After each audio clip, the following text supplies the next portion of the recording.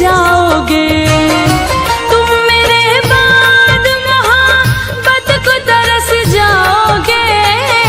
तुम मेरे बाद मोहब्बत को तरस जाओगे।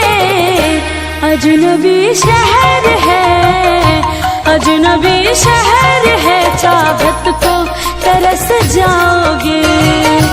तुम मेरे बाद मोहब्बत को तरस जाओगे।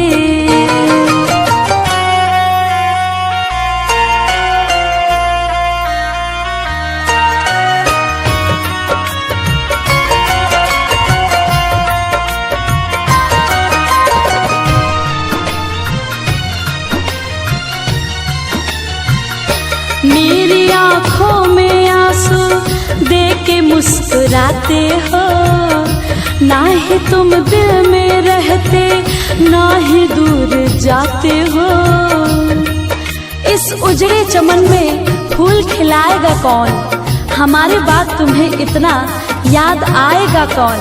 अरे पगले, आज हम हैं तभी तो सताते हैं, आज हम हैं तभी तो सताते हैं। हमारे जाने के बाद तुम्हें इतना सताएगा कौन?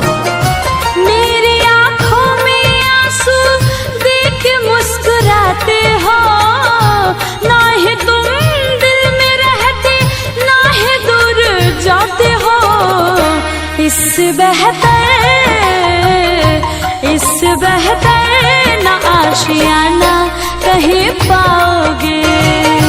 तुम मेरे बाद मोहब्बत को तरस जाओगे।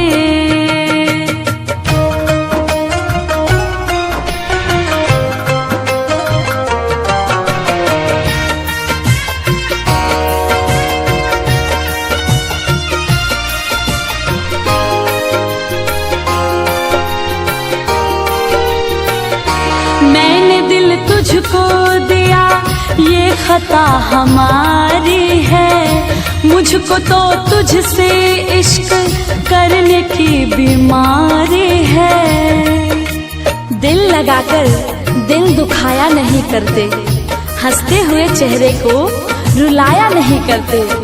अरे जब दर्द दूर नहीं कर सकते तो दर्द देते ही क्यों हो? अपने चाहने वाले को इस कदर सताया नहीं करते।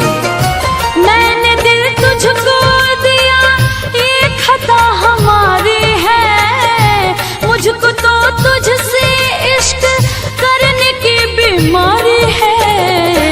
यार तो पाओगे, यार तो पाओगे, ये प्यार कहाँ